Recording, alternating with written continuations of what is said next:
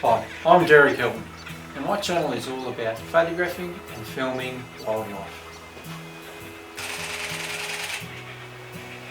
Now, what have I got in store for you today? Let's take a look.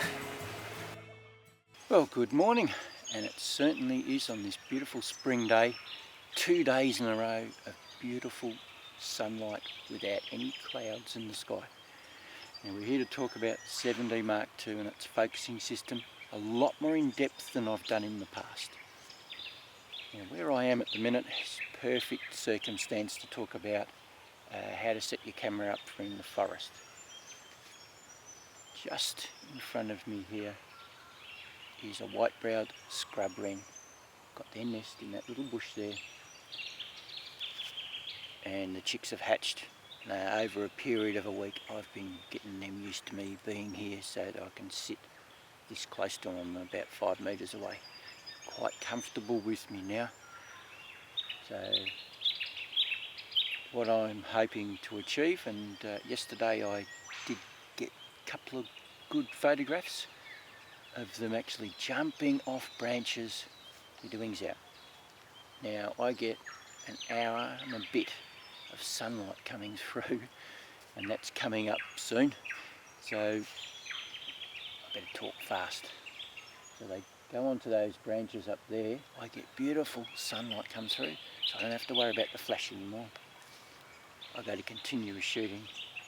Now, our focus point is very important important with our different subjects.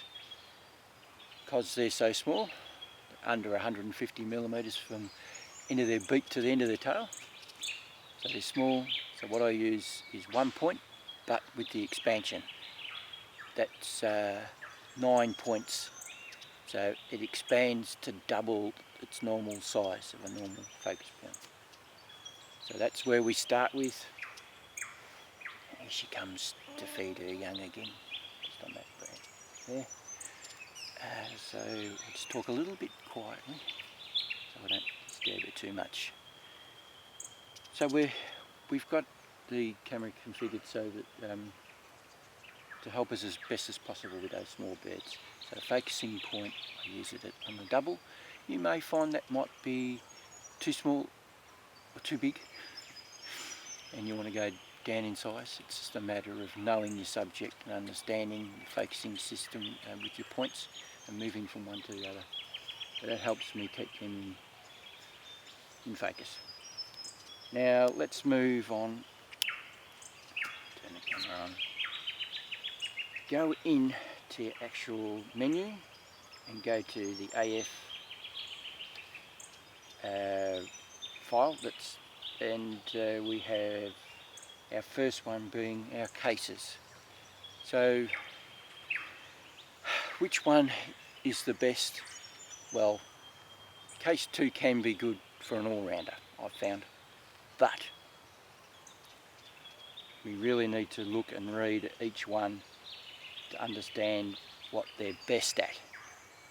Now I find that case 4 is just a little bit more responsive in here, in this sort of forest environment, where I've got those fast moving birds and I want to get them with the wings out. It just helps a bit, just a little bit more responsive.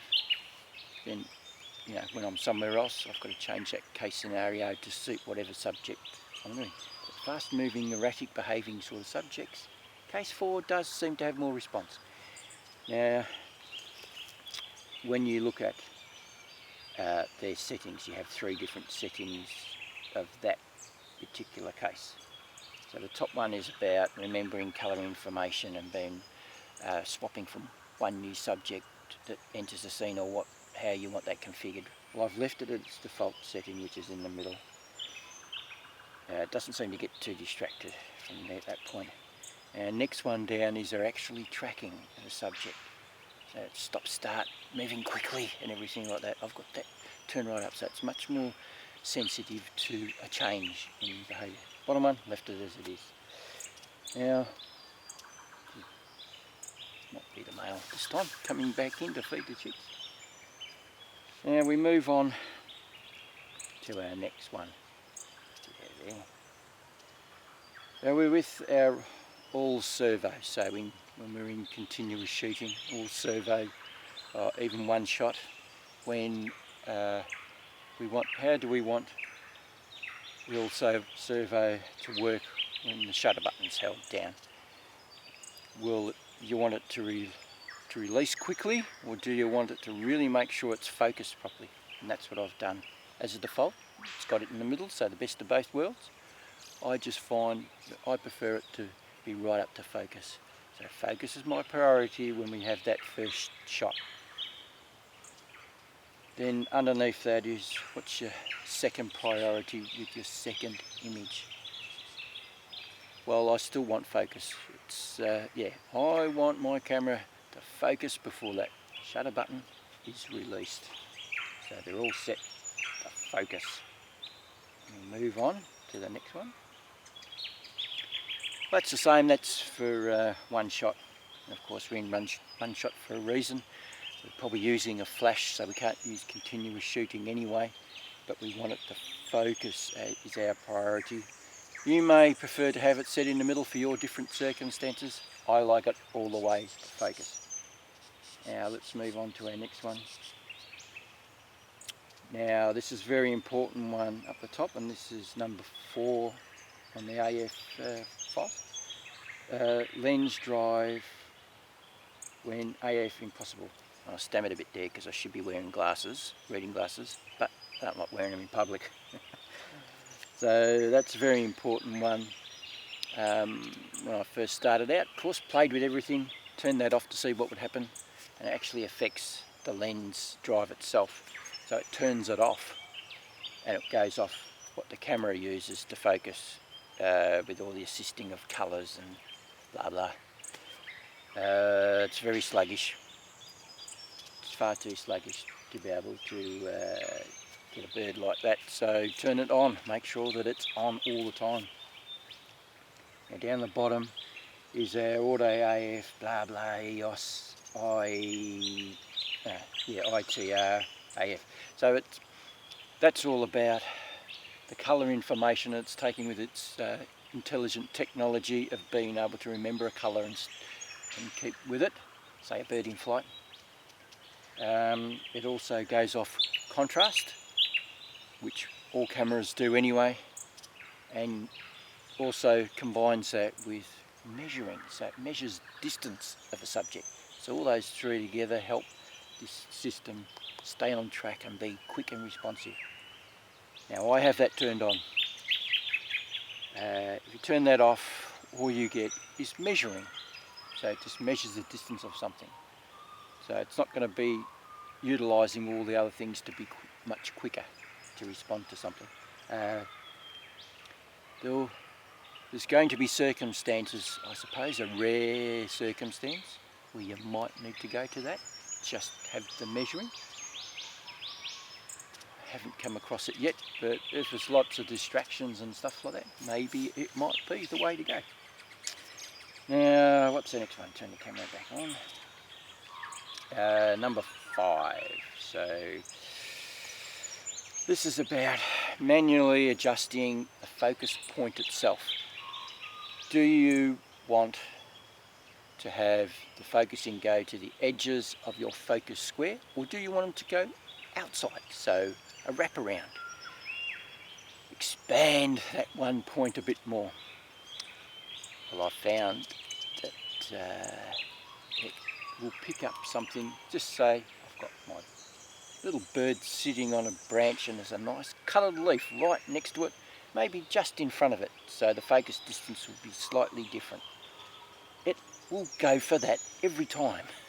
It'll go for that, the colour, something with a bright colour that's right near the subject.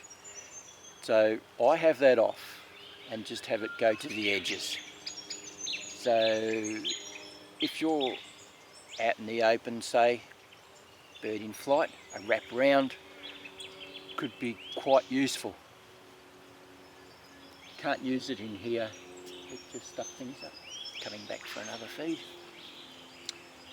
So that's the focusing system, how I have that set up.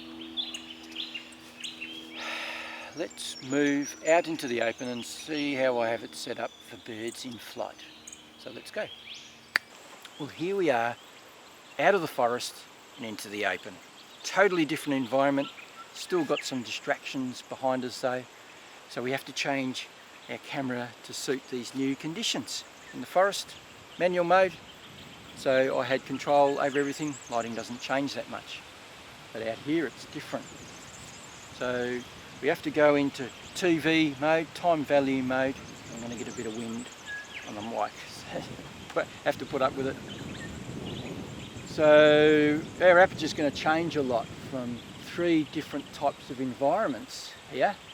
Still got the same sunlight coming down, but I've got nice blue sky, tracking a bird, then it goes across those fluffy reflective clouds over there. So the aperture is going to want to shut down when it sees them. It's very bright. Then we come into the tree line. It's not as, the trees aren't nowhere near as reflective. The aperture is going to want to open up again. Time value will give us that. Camera takes control of that. We don't have to worry about it. And we also have to look at AF points as well. We have to change from a expansion that I use in the forest to out here, where we can give a little bit more control to the focusing system. We lose it, but it takes over a bit, but it works pretty well. So the first zone area is 15 AF points, I think it's got in it. And they're quite weird to watch actually, because they're like little globules of jelly running across the screen as they try to desperately look for something to focus on. It's a weird thing to watch. And the same with the next one, which I use both here. Depends on the subject.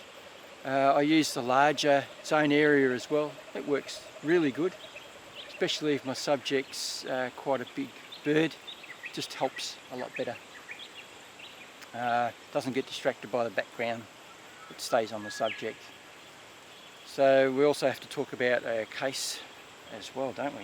So case 2 is what I use for here, because that helps stay on a subject. It doesn't quickly change focus to something else. It'll try and stay on the one subject as long as it possibly can.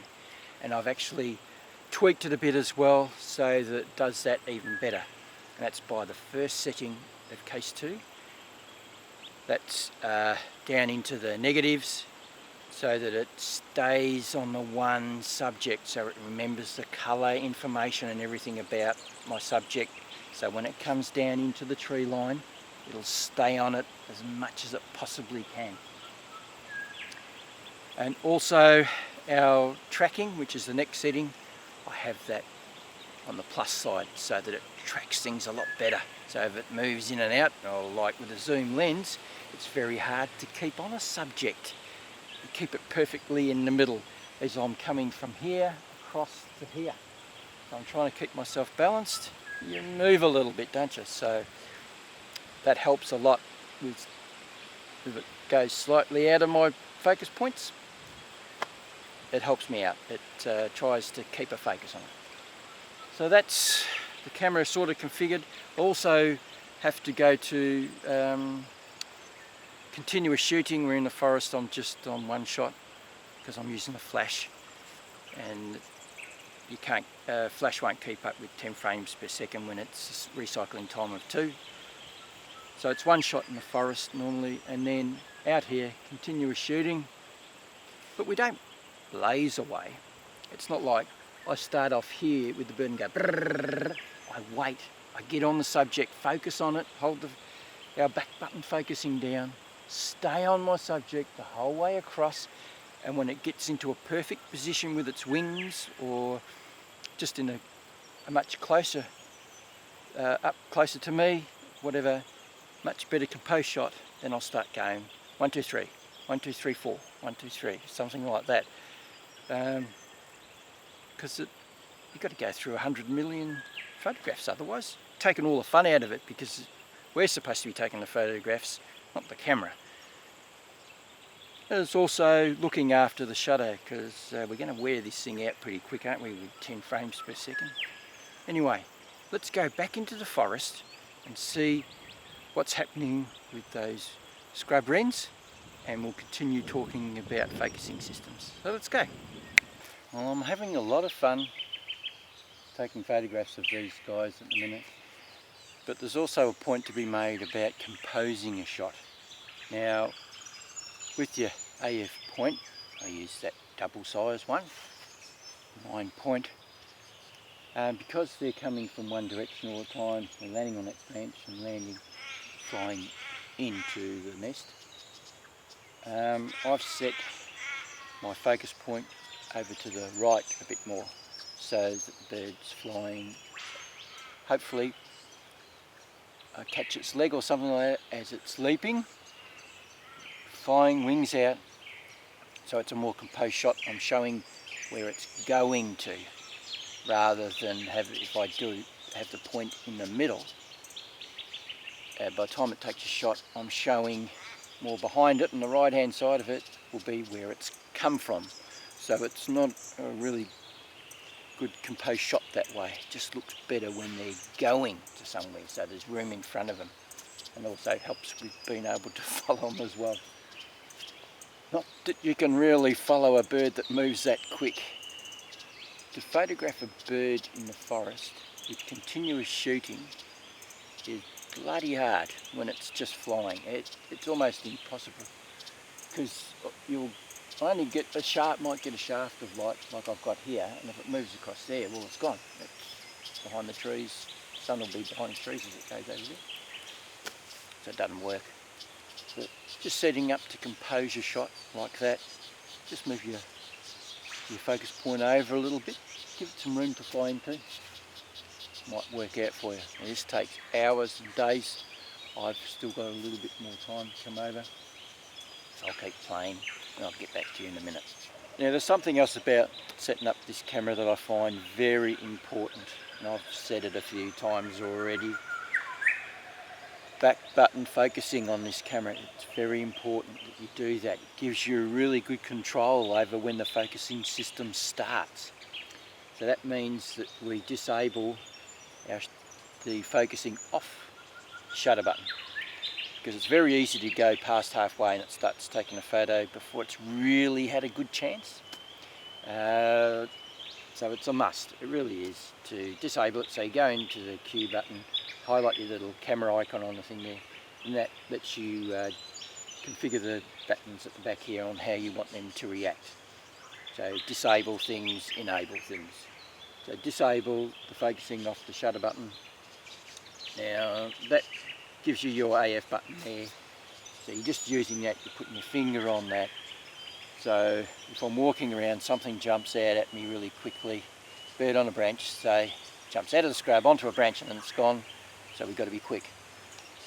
So as soon as I see that that's happening, my thumb's already slipped onto it, hold it down, it's tracking as you're bringing it up. So by the time you get your eye to the eyepiece, it's already found the subject, and all you're doing is just clicking the shutter button down. Now I also recommend that you assign the star button to do the same thing, because it's very easy to accidentally go onto that button. Well, I find anyway, because it happened to me when I first started mucking around with the camera. Pressed the wrong button, didn't I? And I'm going, it's not focusing, missed out. And that was why. So your other button over here that's assigned for your focusing points to change them is right out of the way, so that's not an issue whether you miss that or not. But the star button, you don't use that for much anyway. So having those two gives me really good confidence. I'm not going to stuff up, it's going to focus. By the time I get it to my eye, it's already on the subject. So that's back button focusing, highly recommend it. Now the software that comes with the camera, well, it's pretty crappy. Can't even remember what the name of it is. I loaded on to see what it would be like, and you can't bring anything in. You can't bring in files from outside of that program.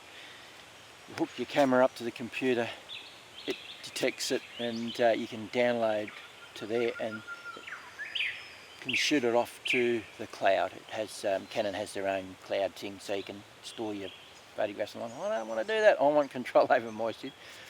It's a load of rubbish. You know, if you can't bring files in. So all the photographs I've taken over the years, I can't bring them in. I could not find a way to bring them in.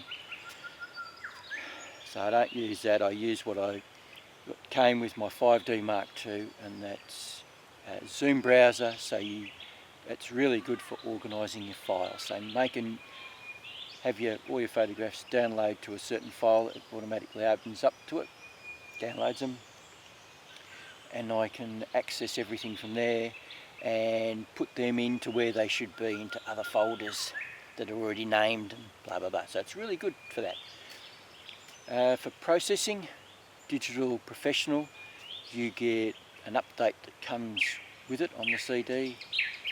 It also has it on there if you don't have it. But it updated mine, and what I found is Canon have cheated a bit with this, telling us that this new sensor that's in here can go really low, and I've been shooting 2000 ISO and it's been fantastic. But where Canon have cheated here is that it's software based noise reduction, so a fair bit of it is done outside of the camera, and it's quite weird to watch. As you take your photograph, double click on it, so you enlarge it, you might see just a touch of noise in the background there at ISO 2000. Just little bits in the background there, and all of a sudden in front of your eyes it melts away. Click on the image, it goes back to the original way it was, and then it melts back again. It's quite weird to watch, but it takes it away.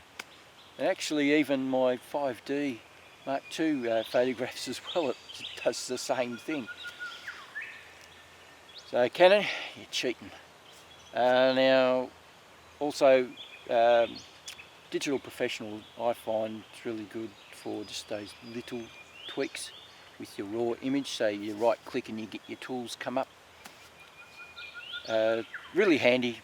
Don't have to take in the Photoshop and all those sort of places, you can just do it straight there. But what Digital Professional's really good at is printing. Has a really good printing setup there. As long as you've got a Canon printer, it accesses all of its bits and pieces, and you can change things in there, and it's really good to use for that sort of thing, for printing and that.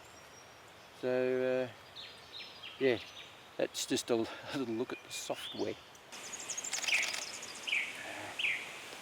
Well, I've been playing around with changing my AF points because I have such a unique opportunity here. Full sunlight straight onto the nest. The parents have to fly out this way, so I was hoping to get them in flight, say jump out, and off there as well. So I've changed my focus point from an expansion to a zone. So the first zone hopefully would pick them coming up straight at me. Well, did it work? Was it any better than an expanded point? Well, the answer is no. It's still really hit and miss. I got one good, reasonably sharp shot because one of the parents jumped up in the air first before it flew at me. So it stayed on the same focus plane that I already had before it moved. Otherwise, no, it's really hit and miss. It's no different than using a one-point expansion. Same with off those branches up there. It didn't make any difference. It still couldn't follow it. There's just too many distractions up here too for it to continually follow it as it goes across the screen. I moved to a larger zone point as well, so that takes up most of the centre area of the whole screen from top to bottom, and that didn't give me any better results, as well as the full 65. Because I've got this fully zoomed in, I've got a nice small circle. I was hoping that that might do it as well. No, it's no different. It's yeah, I got nothing out of that one. As well as up there too, you lose too much control and it was dropping in and out and not to the background and into the foreground. So you lose too much control there. We also I also changed the case scenarios to match because we're using zone AF points. We need to change the case to case 5 and 6 or more for those type of things. They supposedly help out a little bit better. No change. Now case 5 is supposed to be about things changing speed, coming at you and away from you. It made no difference at all. And actually I'm starting to think that maybe Canon have sucked us in a bit here.